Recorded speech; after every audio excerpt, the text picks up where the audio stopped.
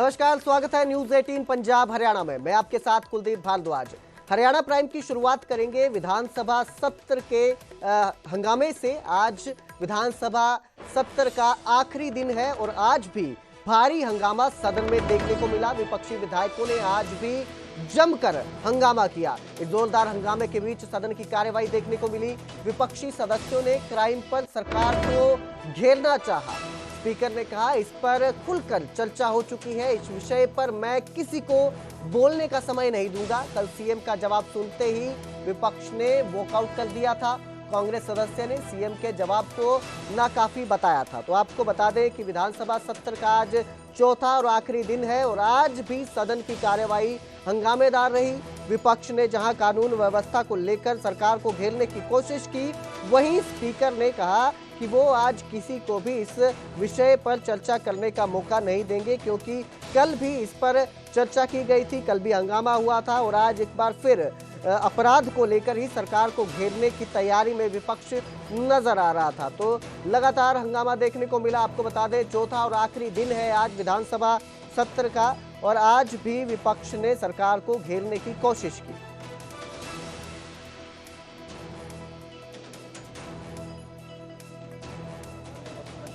बात दिया था उसके हिसाब से काफी गैंगस्टर्स को जेल में डाल दिया गया है, अरेस्ट कर दिया गया है।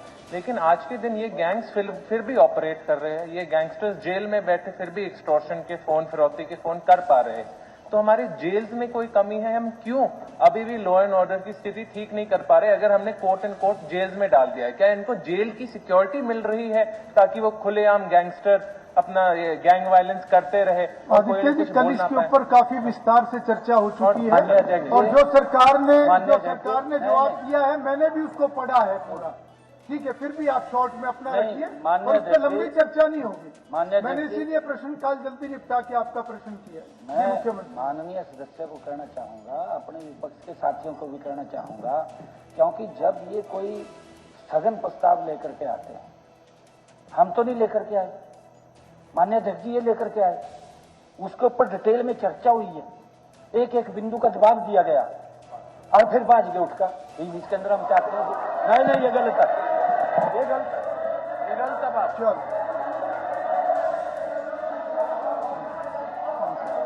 लेके आए आपने उसका उत्तर सुना है? ठीक है, बैठिए जो आप ले। ठीक है मंत्री जी, आपका आदित्य जी हो गया सप्लीमेंट्री। एक और है, शॉर्ट में रखिए आप अपना। हमने प्रश्नकाल का समय भी 2017 में जी हमने एसएसटी गठन किया था, जिसमें 2836 जो कट्टर अपराधी हैं हमने उनको गिरफ्तार किया है। इसके अलावा इनका कह के जवाब में इन्होंने काफी डिटेल मांगी है। जिस प्रकार से मैं हत्या का मामला है, मैं 2018 में 11 से 4 थे, लेकिन आज 31/7/2025 में 530 है। इसी प्रकार से हत्या का प्रयास 2018 में 984 थे, आज 602 हैं। बलात्कार 1296 2018 में, आज 663 है। डकैती जो डिटेल मांग रखी है वो डिटेल दी हुई है, मैंने भी पढ़ा है, मेरे पास सारी डिटेल है, मैंने भी पढ़ा है। कोई स्पेसिफिक कुछ है तो आप, और कल भी माननीय मुख्यमंत्री वैसे जो आपने पूछा था वो सारा आ गया उसके। एक आखिरी सप्लीमेंट्री अलग है।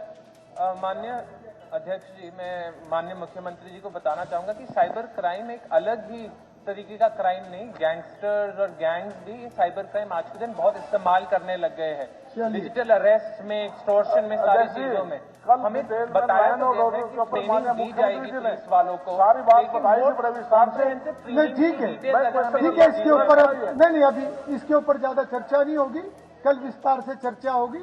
जो आपने जानकारी मांगी थी वो बहुत विस्तार से इसके अंदर है। चलिए माननीय सदस्यगण, अब प्रश्नकाल समाप्त होता है। हमारी सरकार का ये संकल्प है कि अपराधों के प्रति हम जीरो टॉलरेंस नीति का ऐलान, हम सब जानते हैं कि मैंने 18 अक्टूबर 2024 को अपनी पहली कैबिनेट के बाद किया। उस समय मैंने स्पष्ट ये कहा था कि अपराधी या तो सुधर जाए या उन्हें हम सुधार देंगे, ये मैंने कहा था। मेरी मीडिया के माध्यम से मैंने इस बात को कहा। माननीय अध्यक्ष जी, मैंने कहा था कि कोई भी व्यक्ति चाहे कितना भी प्रभावशाली क्यों न हो,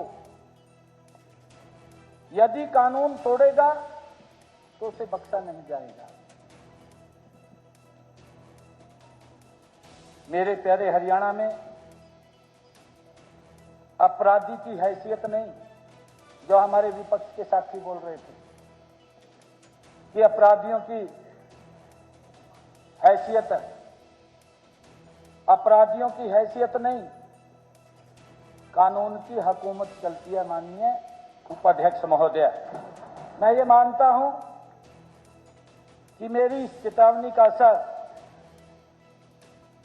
कि प्रदेश के प्रमुख अपराधों की संख्या में माननीय उपाध्यक्ष महोदय व दर दोनों में निरंतर गिरावट दर्ज की जा रही है, उसका जिक्र भी महिपाल डांडा जी ने किया है।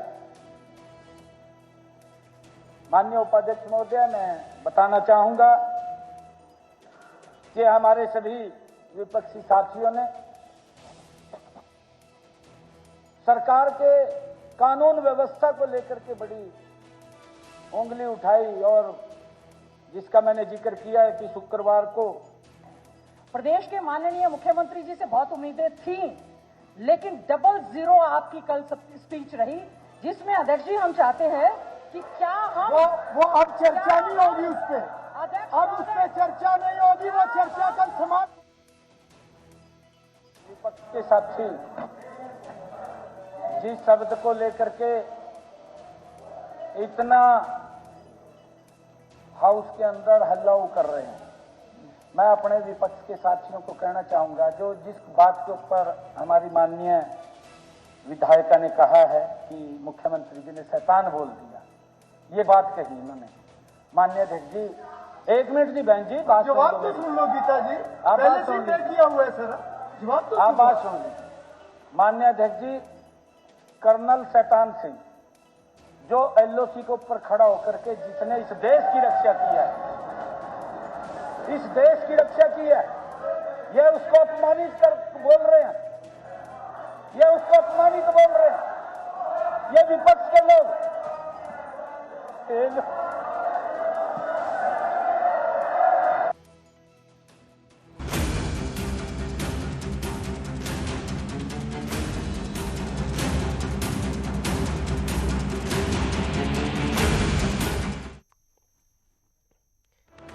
और अब बात कुदरत के कहर की। पंजाब, हिमाचल और जम्मू कश्मीर में बारिश, बाढ़ और भूस्खलन से हाहाकार मचा है।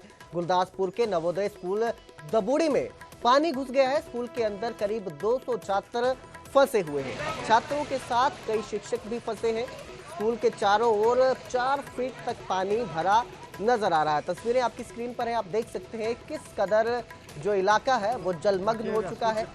बच्चों को ऊपरी मंजिलों पर ले जाया गया। बांध टूटने के कारण रावी नदी का पानी जो है वो इलाके में घुस आया है, भर चुका है। अपने बच्चों को वापस लेने अभिभावक पहुंचे हैं। 4 फीट पानी में पैदल चलकर आए हैं अभिभावक जो हैं। हमने एनडीआरएफ और सेना की टीमें भेजी हैं, ये डीसी का कहना है। हालातों को देखते हुए वहां के जो डीसी है उनका कहना है कि उन्होंने मौके पर एनडीआरएफ की टीमें भेजी हुई हैं। बच्चों को बचाने का प्रयास किया जा रहा है। लगातार प्रिंसिपल के संपर्क में जो टीमें हैं वो है। तो आप देख सकते हैं रावी नदी का पानी किस तरह से पूरे इलाके में घुस आया है। गुरदासपुर के दबूड़ी इलाके की ये तस्वीरें हैं, जहां पर स्कूल में 4 फीट तक पानी भर चुका है। पूरा इलाका जलमग्न हो चुका है।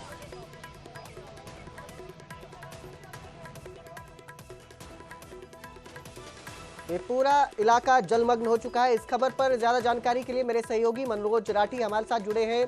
जी मनोज, किस तरह के हालात हैं? जो बच्चे हैं उन्हें रेस्क्यू करने के लिए क्या जो है कार्य किए जा रहे हैं?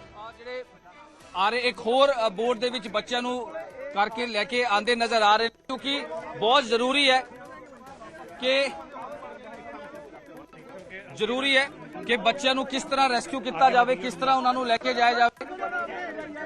ते होर भी जेडे बच्चों नू लेके हुण ਕੀਤਾ ਜਾ ਰਿਹਾ। ਹਾਲਾਂਕਿ ਧੀਰੇ ਧੀਰੇ ਦੱਸਿਆ ਜਾ ਰਿਹਾ ਜਿਹੜੇ 5ਵੀਂ 6ਵੀਂ 7ਵੀਂ 8ਵੀਂ ਦੇ ਜਿਹੜੇ ਬੱਚੇ ਨੇ ਉਹਨਾਂ ਨੂੰ ਹੁਣ ਲੈ ਕੇ ਸੇਫਲੀ ਉਹਨਾਂ ਨੂੰ ਲੈ ਕੇ ਹੁਣ ਆਇਆ ਜਾ ਰਿਹਾ ਹੈ। ਤੇ ਤਸਵੀਰਾਂ ਤੁਸੀਂ ਵੇਖ ਰਹੇ ਹੋ, ਇੱਕ ਹੋਰ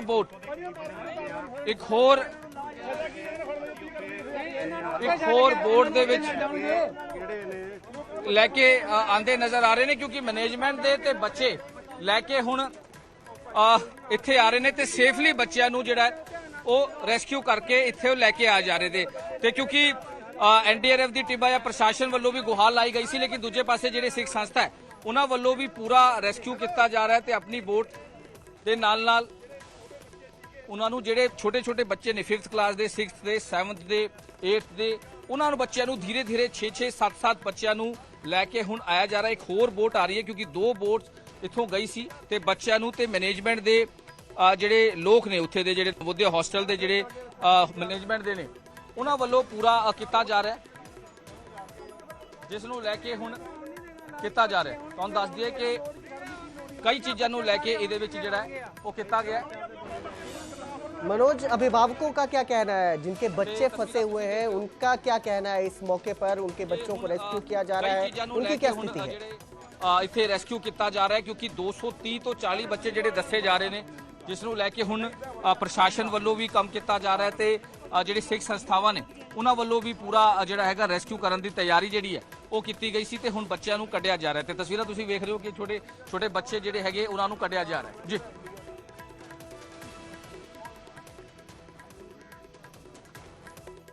जी मनोज, अभिभावकों का क्या कहना है? जिनके बच्चे फंसे हुए हैं, स्कूल में फंसे हुए हैं, वो अपने बच्चों को बचाने के लिए आए हैं, रेस्क्यू चल रहा है, क्या स्थिति है अभिभावकों की? क्योंकि जब बच्चे ऐसी स्थिति में फंसे होते हैं अक्सर अभिभावक घबराए होते हैं, और क्या कहना है उनका इसको लेकर?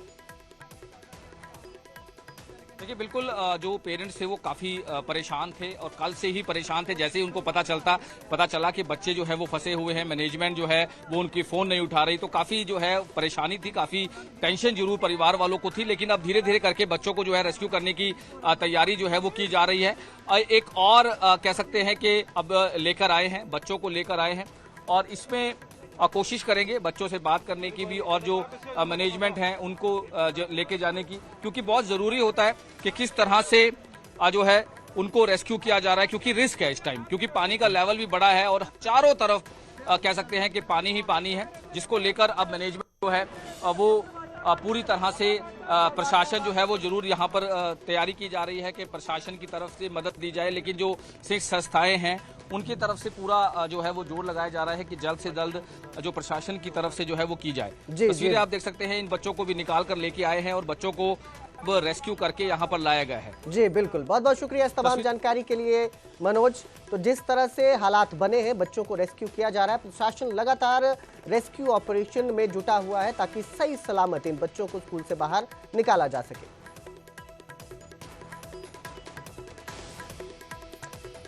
दबोड़ी स्कूल एनडीआरएफ की टीम पहुंच चुकी है। बच्चों को बचाने के लिए रेस्क्यू ऑपरेशन किया जा रहा है। बाढ़ प्रभावित स्कूल में 200 बच्चे फंसे हुए हैं, जिनको अब निकाला जा रहा है। एनडीआरएफ की टीम और सिख संस्था जो है वहां पहुंची है, जो उन्हें निकालने का काम कर रही है।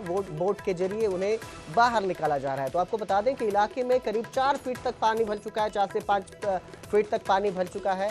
रावी नदी का पानी ये इलाके में पहुंच चुका है और ये बच्चे जो हैं नवोदय स्कूल में फंस चुके थे और अब इनको निकालने के लिए लगातार प्रयास किए जा रहे हैं। कुछ बच्चों को बाहर भी निकाला जा रहा है।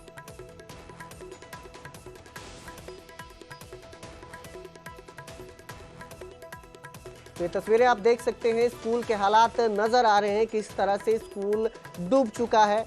4 से 5 फीट तक पानी भर चुका है। रावी नदी का पानी जो है ये इलाके में घुस गया था, जिसके बाद इस तरह की स्थिति पैदा हुई। और जो बच्चे हैं अब उन्हें रेस्क्यू किया जा रहा है, वो अपने अभिभावकों से मिल रहे हैं, चेहरे पे एक मुस्कान देखने को मिल रही है। सही जाहिर सी बात है, अगर आप इस तरह की परिस्थितियों में फंसे हो और आप अपने को देखते हैं किसी को, तो आपके चेहरे पर जो मुस्कान है वो साफ तस्वीरों में नजर आ रही है। अपने बच्चों को देखकर किस तरह अभिभावक खुश है, वहीं बच्चे भी इस परिस्थिति से बाहर निकलकर खुश नजर आ रहे हैं। तो तस्वीरें आपकी स्क्रीन पर है, कितना पानी है आप देख सकते हैं, हालात किस कदर बदतर हो रहे हैं। बाढ़ जैसे हालात बने हुए हैं, पानी नदी का गांव में घुस चुका है। इसी पानी में दबूड़ी इलाके में नवोदय स्कूल में ये बच्चे फंस चुके थे, जिनको निकालने के लिए सिख संस्थान और एनडीआरएफ की टीमें पहुंची और अब एक एक करके बच्चों को बोट के जरिए स्कूल से बाहर निकाला जा रहा है। आप देख सकते हैं कि सड़कों में भी किस कदर पानी भर चुका है। जेसीबी मशीन के जरिए जो है इस पे बच्चों को निकाला जा रहा है। ग्रामीण भी इस पर आपको नजर आ रहे हैं। सड़क जो है बिल्कुल गायब हो चुकी है। अगर आपको मालूम नहीं है कि कहां पर खड्डा है तो ये मुश्किल भरा समय है इस सड़क पर निकलने के लिए भी।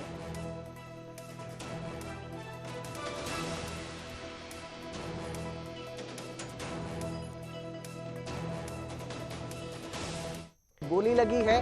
देर रात करीब 12:15 बजे गांव ढोरका में ये एनकाउंटर हुआ, जिसके बाद दोनों तरफ से करीब 18 राउंड फायर किए गए थे, जिसके बाद पुलिस ने आरोपियों को गिरफ्तार कर लिया है। 4 आरोपियों को गोली लगी है। आपको बता दें आरोपियों के जो नाम है वो सामने आए हैं। विनोद उर्फ पहलवान पुत्र राजपाल निवासी लोहा माजरा झज्जर, पदम उर्फ राजा पुत्र साहिब सिंह गांव लोहा माजरा झज्जर, आशीष उर्फ आशु पुत्र श्री देव गांव जिला सोनीपत, गौतम उर्फ गोगी पुत्र अमन सिंह वाशी दीपालपुर सोनीपत और शुभम उर्फ काला के रूप में इनकी पहचान हुई है।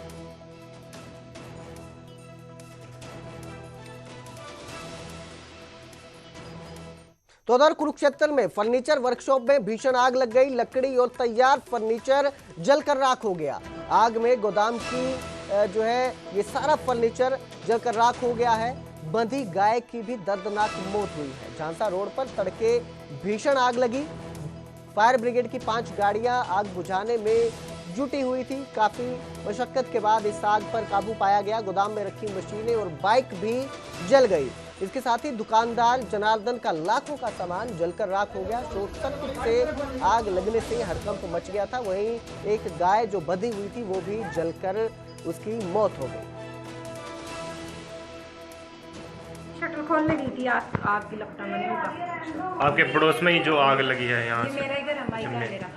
मैं सेक्टर 7 पे आई थी। मैंने फ़ोन किया पिछले 4:30 बजे भी आग लगी है, तो मैं वहाँ पे आई थी उस टाइम। आकर फिर मैंने जैसे दरवाजा खोला, दरवाजा खोल कर लपटा थी। फिर उनसे कहा यहाँ से पानी गिरो, पानी गिर कर फिर चाबी लेकर ताले खोल कर आई थी, तब लगी थी आग। तो कितने बजे बताया जा रहा है, कितने बजे आग लगी, किस चीज़ से आग लगी? आग तो कह रहे शॉर्ट सर्किट से लगी है, बाकी पर सेक्टर 7 वहीं जहाँ उसकी फायर ब्रिगेड की हुआ है। तो वहीं कुरुक्षेत्र में एक शराब के ठेके पर फायरिंग की नाकाम कोशिश की गई। लाडवा में पुलिसकर्मी की मुस्तैदी से वारदात टल गई। पुलिसकर्मी को देखते ही आरोपी मौके से भाग निकला। कार में बैठकर आरोपी फरार हो गया। फिलहाल पुलिस उसकी तलाश में जुटी हुई है। पुलिसकर्मी ने फायर कर आरोपी का पीछा भी किया। लाडवा शराब ठेके पर गोली चलाने आरोपी पहुंचा था, लेकिन पुलिस को देखकर उसे मौके से भागना पड़ा। आज सुबह लगभग 11:15 बजे एक संदिग्ध व्यक्ति ने लाडवा में इंग्लिश वाइन्स एंड बियर्स करके एक शॉप है, उस पर फायरिंग करने का अटेम्प्ट किया। क्योंकि हमने इन जो वाइन शॉप्स हैं इन पे सुरक्षा की दृष्टि से पुलिस कर्मी मुहैया करवा रखे हैं, तो वहाँ पे तो वहीं गोहाना में बर्फ फैक्ट्री में एक मैकेनिक की दर्दनाक मौत का मामला सामने आया। जनरेटर की बेल्ट में गर्दन फंसने से बुजुर्ग की मौत हो गई। हादसे में जनरेटर मैकेनिक की मौके पर ही मौत हो गई। जनरेटर ठीक करते समय ये हादसा हुआ। बेल्ट में फंसने की वजह से गर्दन फंस गई और उनकी मौत हो गई। पुलिस ने शव को पोस्टमार्टम के लिए सिविल अस्पताल भेज दिया है।